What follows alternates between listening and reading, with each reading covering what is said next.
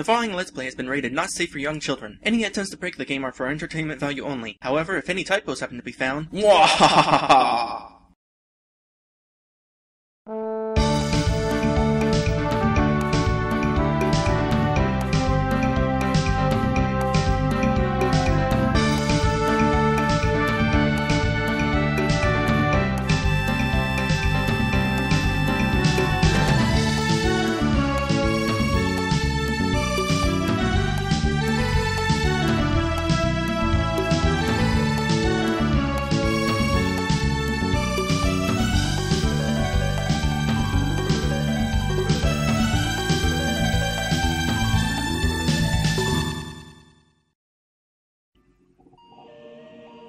And another thing about Untamed Madness, you know that talking horse I mentioned? You wind up promising him that you will take him to an animal village full of talking animals in the hopes that you'll find some relatives of his, and that doesn't actually happen. The game apparently forgets all about it because of how it decides to just end. Anyway, hello everybody, welcome back to this game. And sorry about that, I really wanted to get that off my chest. Been waiting a long time to bring that up. And the 100th episode, crapisode thing deal that just happened was a good chance to do that, but I kind of forgot to bring it up while I was talking about Untamed Madness. But now I got it off my chest, and you all know how sucky that is. Anyway, the reason I went on here is so I could go right back in and... Wait a sec. Was it right here? Yeah, there it is. There's a difference. The right door brings you up there. The left door brings you down here. And if you walk straight down, it doesn't work because the teleports are right here. Just found that kind of interesting. Anyway, in the last episode, for those of you who forgot. How many of you forgot? Actually, I'm very curious about that. How many of you did forget? Have you already lost track of what we've been doing in this game? Anyway, in the last episode, we got the third talisman thing. Is it in my inventory? Sun talisman. Bright orb shaped like the sun. Well, that wouldn't be too hard. It's round. Anyway, we got the sun talisman in the last episode of this game. I'm not talking about door. Talking about this game. And we fought General Burroughs for the first time. He ran away. And there was that whole, you may have beat me, but you didn't defeat me, or whatever, however it is that Belome puts it in Mario RPG. Anyway. I see you've returned with the Sun Talisman. I shall take it from you for safekeeping.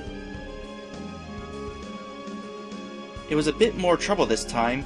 General Burroughs and his men were at the temple. You know, I'm kind of wondering. This is actually pretty unlikely, but is General Burroughs Natus in disguise? General Burroughs, the leader of the Sandstar Army? Yeah, but now he's joined forces with some Natus guy. It seems to be getting worse. I shall send you to grab the Star Talisman. Well, okay, maybe General Burroughs isn't Natus. I didn't think he was, but it was, you know, speculation. Star Talisman, okay. Be aware, my friends, the Star Talisman contains power that none are able to contain. Really? Well, then, what about where its location is? If its power is uncontainable, then... well, it seems to be not causing much trouble wherever it's currently stored. What do you mean? The Star Talisman's power grows as more demons fall. The more you have defeated, the more energy the Star Talisman has. Okay, so it's psychically... it's linked to whoever is holding it. In that case, would it be of any use in Natus's hands? Has Natus even gone around killing demons? Seems like the sort of guy who's been just sitting around in his throne all day waiting for the heroes to come to him, so it's probably of no use to him. Where is this thing anyways? The Star Talisman is locked away in the Frozen Reef Temple located in Aukonos Island. You may use the Petra Crystal to travel there. Good luck in your quest, young adventurers. Come back to me when the Star Talisman has been obtained. Alright then. So, let's see. What do I talk about next? I'll tell you what I'm going to talk about next.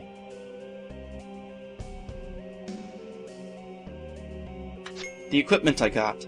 Because I got some equipment from those last couple boss fights, and I'm very curious what they're like. Deals ice damage. Wait, where are we going? It sounded like we were going to some water place or ice place. Okay, fine. We'll go to Petra Crystal and find out what the next place we're going to is. Hopefully there won't be a battle right on the other side of the Petra Crystal. Yes. Okay, I was wondering about that. Before it was already 3 lines just with the first 2 options and nowhere, but I guess this time we're going to a whole separate page for that. Okonos Island. It is a nice place. And this sounds like it's going to be a neat song. So I'll go ahead and deal with my equipment here. Wait a sec, where's the returning crystal? Inside the house, I guess? Anyway.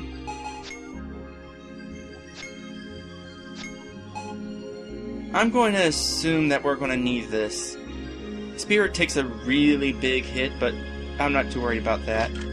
So we got the Musha Braid, we got something called a Warrior's Heart. Whatever that is.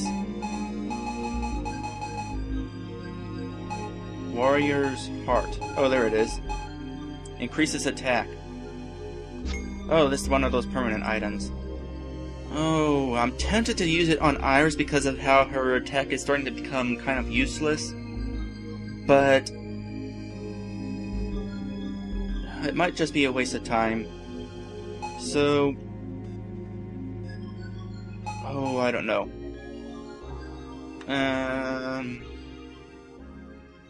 You know what? Let's do this the easy way. I'm going to find out just how much this affects. Iris's current attack, 21. If I use a couple of these, well, just one of these, we'll check here, and it's 26. Oh, that's actually pretty significant. So I'll go ahead and use these on her. That way we can continue using that weapon that makes people confused.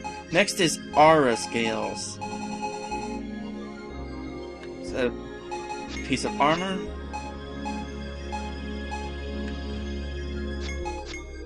For who? For her. That's good.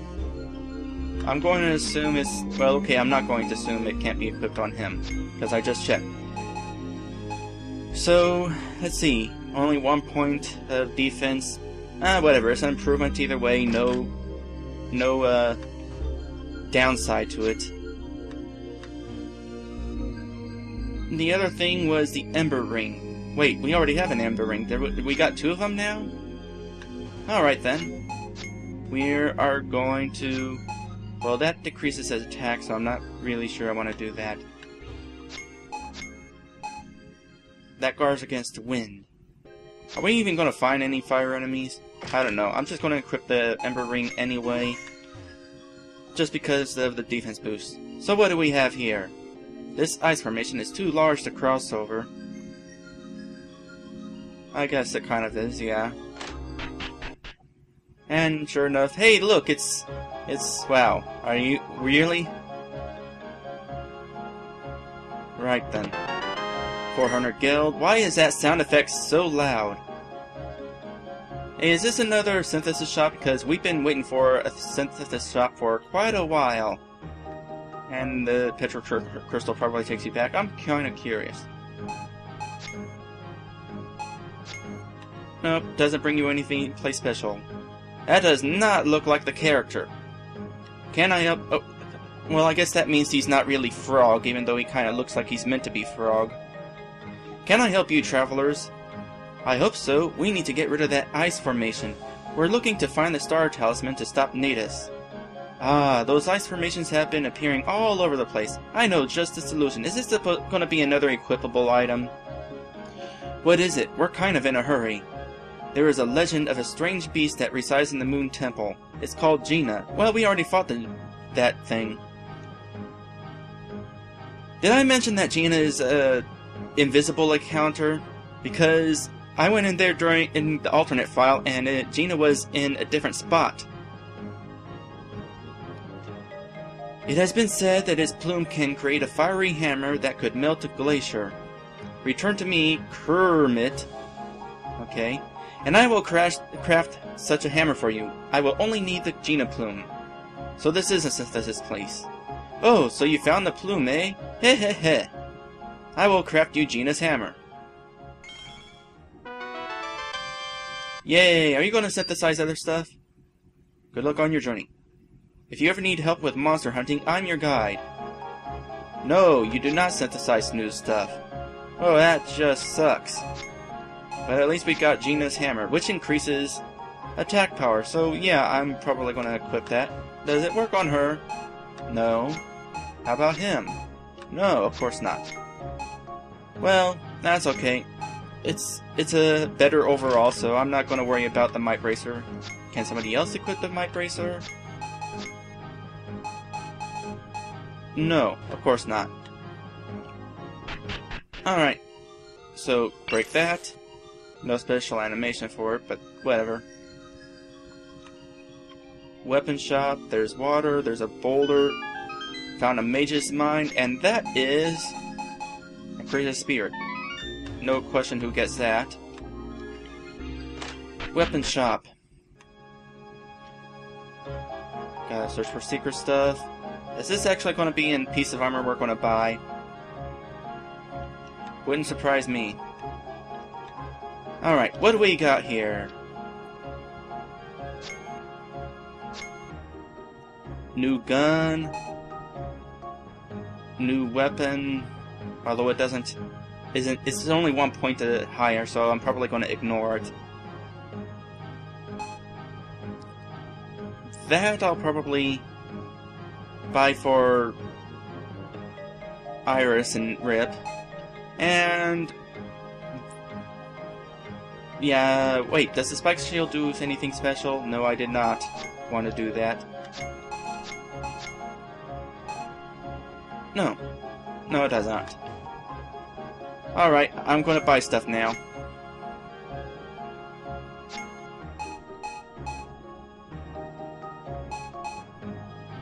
I find it interesting that the font sort of gets skinnier whenever you get to 2 digits. Wonder what's up with that.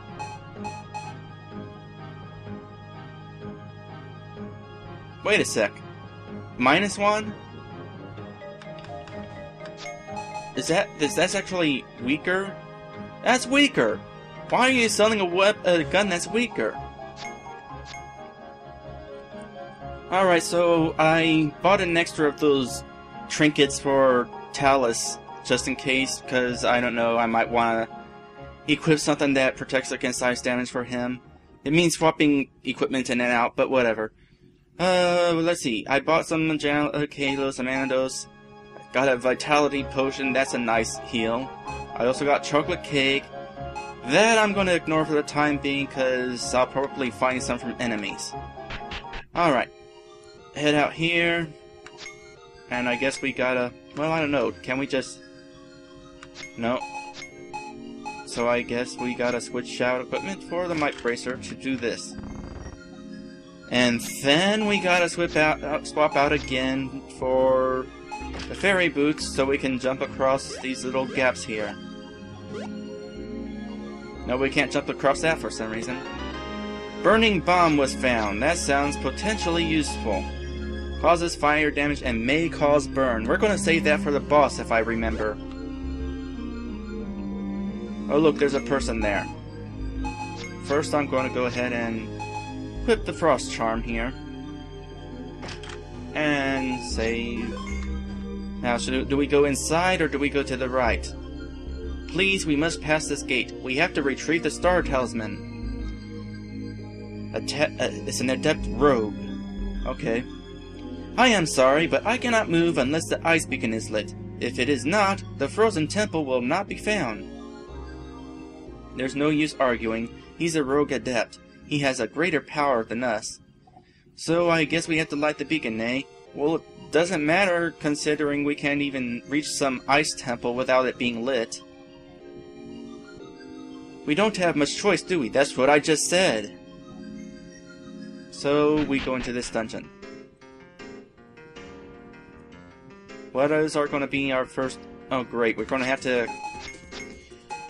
This might get a little annoying. Well, maybe there won't be too many enemies that cast ice spells. Alright, person, what are you? I was wondering if you were going to attack me. Ice Warlock. I'm willing to bet fire attacks work. But is that really going to cause a whole lot of damage? Probably not. Actually, it makes me curious. I'm going to cast that, and then I'm going to recast Rengeki, and then I'm going to cast Dark Flare again. Because I'm curious if Rengeki affects spells like that. Burning Bolt. I guess, why not? And double tap.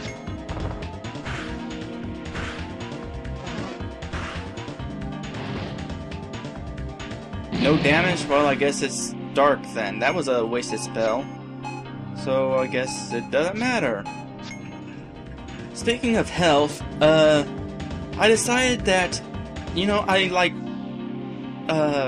looking at enemies' HP. I did not see how much damage that caused. I like seeing how much enemies' HP is going on and that sort of thing. You know what I'm talking about. So I'm going to go ahead and, at least for bosses, display enemy HP, because boss HP is kind of interesting. Pudding was found. Pudding is nice to find. What is pudding again? Oh yeah, 50 MP. Think we're going to use many of those? But for bosses, at least, I'm going to display enemy HP. Speaking of bosses, in the last episode, there was Era, who had a whopping 300 HP, along with 500 HP each for her left and right arms. Fenrir. Okay, hello Fenrir. Let's try Dark Flare against you, along with Burning Bolt and Double Tap. General Burrows had 1500 HP. Wow, that causes like almost nothing. I'm not even... Well, I'm gonna go ahead and cast it again anyway, just to see if it causes a little more than almost nothing. Oh good, we can still confuse enemies like this then. Alright, Dark Flare again. And just to make sure it doesn't die while I'm testing this out,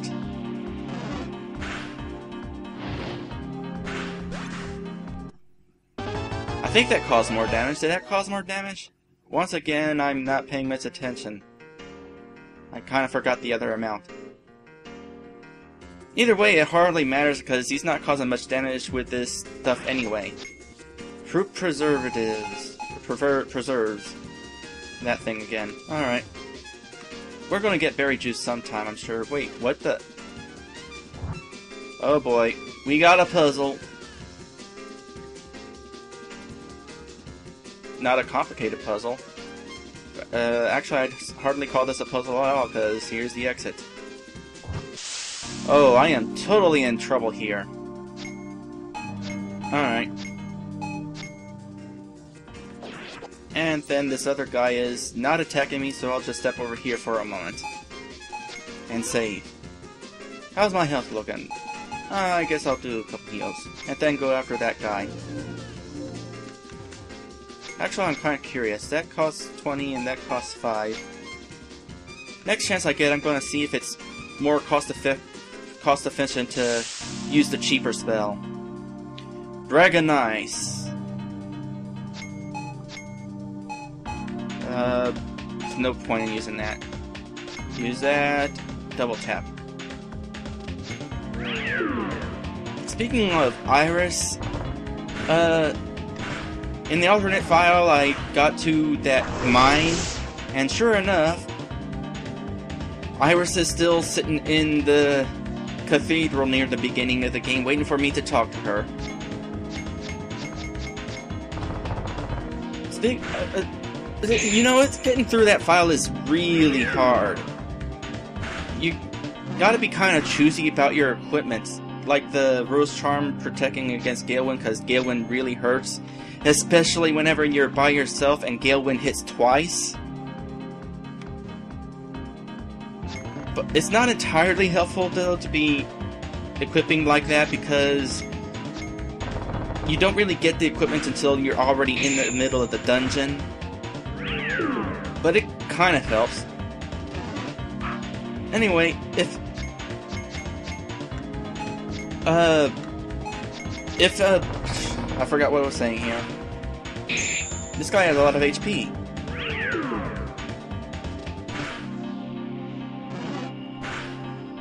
A lot of HP. Anyway, if skipping Iris became an actual feature, I would have to hope that there was a real good feature, or real good reward at the end for beating the game without Iris.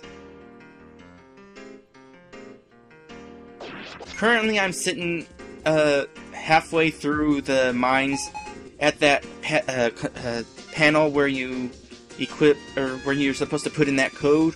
I'm just gonna sit there for a while until I figure out the code during this playthrough, and hopefully whatever it is that I found that I wind up finding will be a really nice piece of equipment that will help me get through the game easier. This door is locked tight.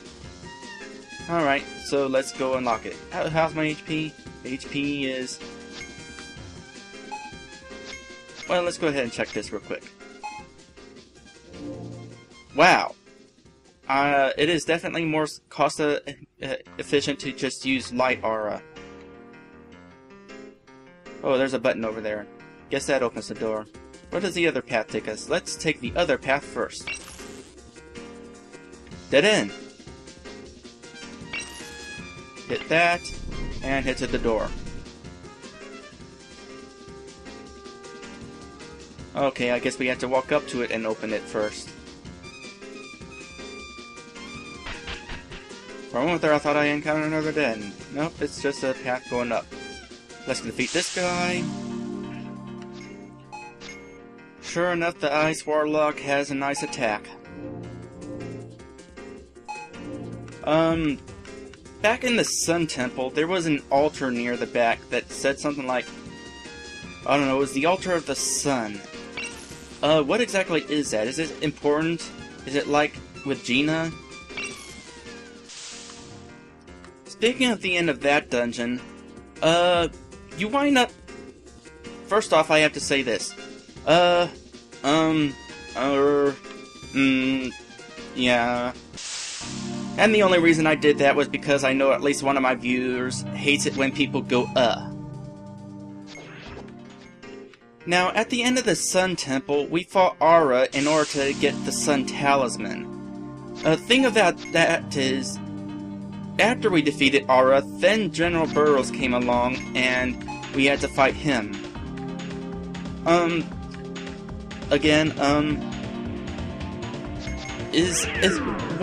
Why? Why was General Burrows waiting there? Is Aura guarding the Sun Talisman for General Burrows, or was Aura guarding the talisman from everyone and General Burrows couldn't get to it while Aura was still there, so General Burrows was waiting for us to defeat the Aura thing for us? If General Burrows couldn't reach the Sun Talisman until we helped him, then oops.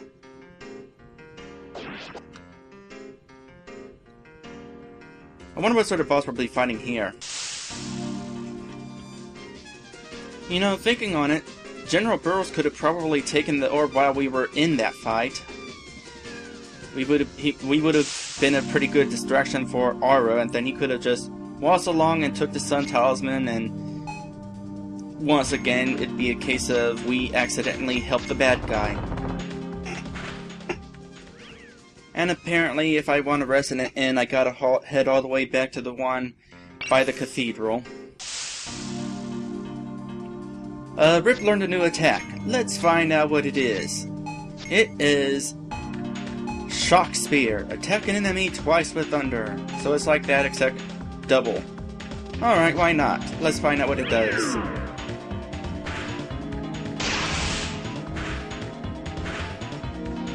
That'll be useful. Wait. Hold on, maybe it won't be useful. How does that compare to double tap?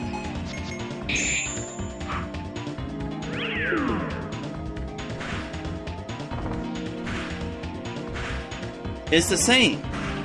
So essentially, I don't want to use all that extra MP unless I'm going against a boss. Or an enemy. Well, not a boss.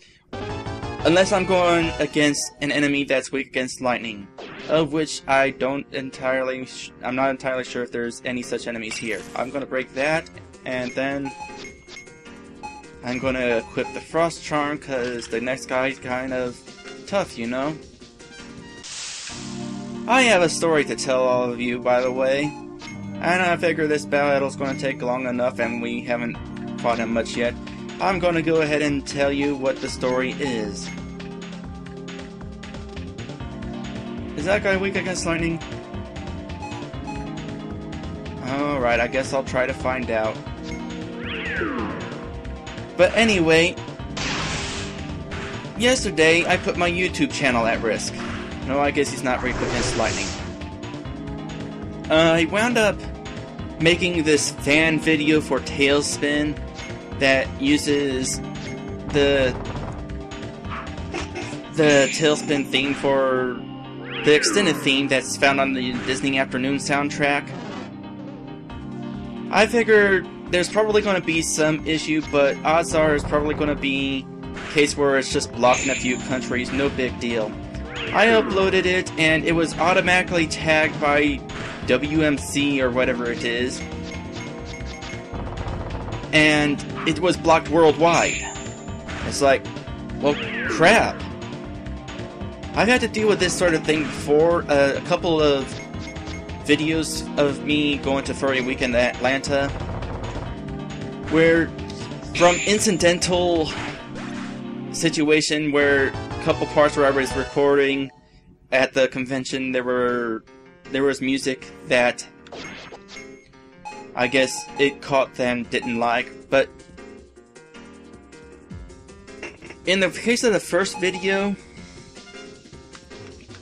it wasn't blocked anywhere, and in the second video it was blocked in Germany, which is no big deal because how many Germans are going to want to watch the video where I'm talking in English, talking about what is essentially a documentary, even though it wasn't intended as a documentary, that's how it turned out.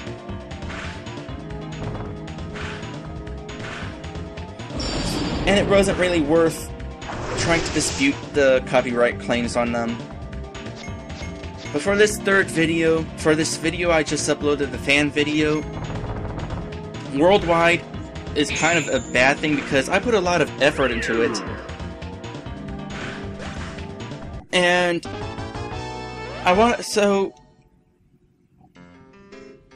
YouTube gives you the ability to dispute those claims, but it's really not very easy. Oh, I gotta equip this back. Kind of annoying that. But anyway, you can dispute it, but it's really difficult because you have to either own the thing that you're trying to dispute, or you have to... Well, the only option that seems to me that would be what I'm looking for is... what is it called? Free something. I can't really remember what it is. Free use clause of the Copyright Act. I think that's what it is. But while the Free Use Act talks about using copyrighted content for like parody, okay, what is the point of that? Not that I'm complaining, it's no big deal. Told you I'd find a sweet jelly. I'm not entirely sure if that clause extends to... Oh, we're at the end of the dungeon. Okay. Hello, boss fight. I might have to continue the YouTube story some other time. Probably has an ice attack, so we'll equip the frost charm and save again. Do a quick heal. Actually, I'm going back to the cathedral and rest at the inn first. Because I need MP and I don't feel like using my MP healing items. Well, actually, as long as I'm taking the time to do this anyway, I might as well finish the YouTube story. The free use act, whatever it is, I don't know if it includes fan-made videos, even if those fan-made videos had some amount of effort put into them. And I'm not about to take chances disputing a video that I don't know I can... a claim that I don't know if I can dispute, because from the sounds of it, YouTube might be really strict about abusing the feature. So I don't want to deal with that and get in trouble. So I decided to try contacting Disney first off. Because, you know, this is their show, Tailspin was made by them. And finding their legal department is really hard. I wound up finding one email address for some legal person and sent an email to that person, but I don't think that was the right person to contact. But my hope was if it wasn't, that person would direct me to the correct department, or what have you. And then I decided to actually check out what exactly WMC stood for. I think it's WMC. And it turns out this stood for something like Warner Music Corporation. And it's like, oh! I thought the WMC was some organization that was tied in with YouTube that copyright holders could contact to deal with copyright claims for them. Or maybe WMC was that some automated program that big companies use because the copyright claims were automated and instant. But no, it's an actual company. I wish I had checked that sooner. So I contacted them. Their email was a lot easier to find. Since then, Disney has gotten back a hold of me, or that representative from Disney, and gave me an address to write to, or phone number. I don't want to deal with a phone number because it's harder to make my case over the phone, I think it would be. In the meantime, I decided to check if uploading that video affected my uploading privileges, so I head to the upload page. Let's see here. Up to 15 minutes and... Whoa! Oops! Delete! And then I got my unlimited video length privilege back. So I'm not going to be uploading that again until I know whether I can upload it again. Definitely sucks though, because, you know, I put effort into that video. It's kind of simple, but I'm kind of really proud of it. I've watched it myself several times. Anyway, meet you back at the boss. Alright. So, as it turns out, for those curious, the snowballs that you roll do they do reset after you leave the room. Those snowballs are actually kind of pointless. Hello, Yeti. Because it's not really much of a puzzle if all you have to do is move 2. The rest of them you just walk around, and odds are you're not going to get yourself stuck. Alright. Rengeki. I don't know if this will work, because he might have a high defense. Double tap. Oh, good. So this boss fight won't be too difficult then. This obligatory boss fight found at the end of the dungeon, even though he has no purpose in the story. Although you never know, he might be the cause for the lighthouse being not lit. This was a lighthouse, right? I think that's what it was. Kind of a strange lighthouse when you think about it.